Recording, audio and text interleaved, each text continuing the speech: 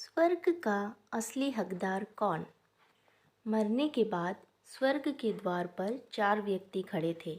इन 4 व्यक्तियों में पहला राजा था, दूसरा एक बिजनेसमैन था, तीसरा पंडित था और चौथा एक आम आदमी मजदूर था। किसी को भी यह पता नहीं था कि कौन स्वर्ग के अंदर प्रवेश कर पाएगा और कौन वहीं से वापस लौटा दिया जाएगा। सब स्वर्ग का दरवाज़ा खुलने की राह देख रहे थे और आपस में बातें कर रहे थे, जैसे कि राजा को मरने से पहले से ही आदत थी। उसने अपनी बात सबसे पहले बताई।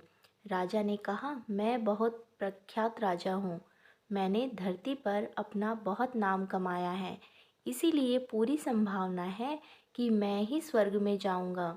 फिर व्यापारी ने अपनी बात सामने रखी। वह बोला, मैंने धरती पर खूब धन कमाया और उस धन से मैंने सैकड़ों लोगों की मदद की, इसीलिए मैं ही स्वर्ग का हकदार हूँ। अब बारी थी पंडित की। तो पंडित ने मुंह खोला और सबको यह कहा, चाहे तुम जो सोच लो, लेकिन यह बात तो तय है कि स्वर्ग के दरवाजे खुलेंगे तो मेरे लिए ही। सब जानते हैं कि पंडित दिन रात भगवान को याद करते हैं, इसीलिए स्वाभाविक है कि स्वर्ग में पंडित का स्वागत किया जाए। जब सब ने अपना अपना पक्ष रख दिया, तब सबकी नज़र उस मजदूर पर थी जो चुपचाप अपनी नज़रें नीचे झुकाए हुए बिना कुछ बोले वहीं पर खड़ा रहा। स्वर्ग का दरवाज़ा खुला और वहाँ पर एक देवदूत आकर खड़ा हो गया। देवदूत के हाथों में एक पुस्तक थी जिसमें इन सभी के कर्मों के बारे में लिखा हुआ था। देवदूत ने सबसे पहले राजा को अपने पास बुलाया और उसको पूछा, तुम बताओ, तुमने अपने जीवन में क्या क्या अच्छे कर्म किए हैं। मैं उन्हें इस पुस्तक में देखकर फैसला करूँगा कि तुम्हें अंदर आने देना है या नहीं। राजा ने कहा, मेरा राज्य जितना बड़ा था उतना ही समृद्ध था और मेरी राज्य के सभी लोग खुशहाल थे। सभी बड़े आनंद से रहते थे। मैं उन्हें कभी भी किसी भी चीज़ की कमी नहीं होने दी। यही मेरे अच्छे कर्म हैं। देवदूत ने अपने पुस्तक में देखा और देखने के बाद राजा से कहा, तुम सच बोलते हो।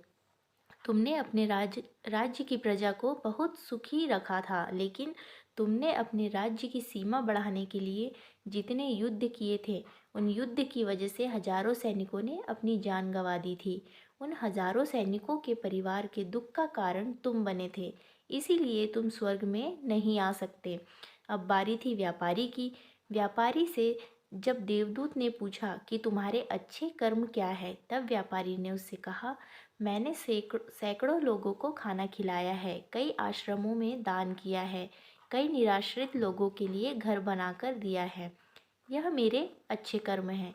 देवदूत ने फिर से अपने पुस्तक में ध्यान से देखा और देखने के बाद व्यापारी से कहा, तुम्हारा कहना भी ठीक है कि तुमने बहुत दान धर्म किया है, लेकिन यह दान धर्म तुमने जिन पैसों से किया है, उन पैसों को कमाने के लिए तुमने न जाने कितने झूठ बोले हैं, कितनी हेरा फेरियाँ की है और कितनी मिलावटें की हैं, इसलिए तुम भी स्वर्ग में नहीं आ सकते।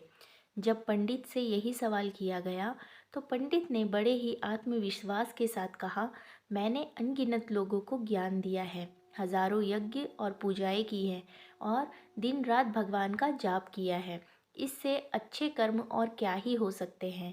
देवदूत ने अपनी पुस्तक के अंदर झांक कर देखा और पंडित से कहा, आपने जितने भी लोगों को जो भी ज्ञान दिया है, उन बातों पर खुद कभी अमल नहीं किया।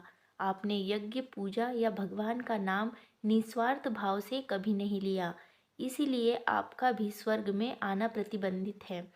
मजदूर यह सब देखकर हैरान था।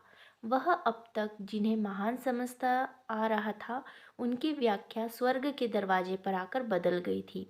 धरती पर जिन कामों को अच्छा समझा जाता है, उनका यहाँ पर कोई मूल्य नहीं था। यमदूत ने जब इस मजदूर को अपने पास बुलाया और इससे पहले कि वह उससे उसके अच्छे कर्मों के बारे में पूछता, मजदूर बोल पड़ा, प्रभु, मैं जानता हूँ कि मैं भी स्वर्ग में आने के लायक नहीं हूँ, लेकिन मैं फिर भी एक बार बाहर से ही स्वर्ग को झांक कर देखना चाहता हूँ। बस इससे ज़्यादा मेरी कोई इच्छा है ही नहीं, क्योंकि ऐसी ऐसी इच्छा पालने के लिए मैंने जीवन में कुछ भी नहीं किया है। मैं पूरा दिन मेहनत करता और जो भी पैसे कमाता उन्हें अपने परिवार के पालन पोषण में खर्च कर देता। इसीलिए दान धर्म के लिए कुछ बचता ही नहीं। लोगों की भला मैं क्या सेवा करता, क्योंकि काम के बाद जो भी थोड़ा सा समय मिलता उसको अपने ही बूढ़े माँ बाप की सेवा में बिता देता। और यह सब करने के बाद मैं कभी कभी मंदिर भी चला जाता और भगवान से जैसा भी मुझे दिया है उस जीवन के लिए धन्यवाद कहता। देवदूत ने अपनी पुस्तक में बड़े ध्यान से देखा और थोड़ी देर देखते ही रहा। फिर उसने मजदूर से पूछा कि तुम याद करके बताओ, तुमने कभी तो कोई अच्छा काम किया होगा। मजदूर ने थोड़ी देर सोचने के बाद बोला, हाँ मुझे थोड़ा थोड़ा याद है।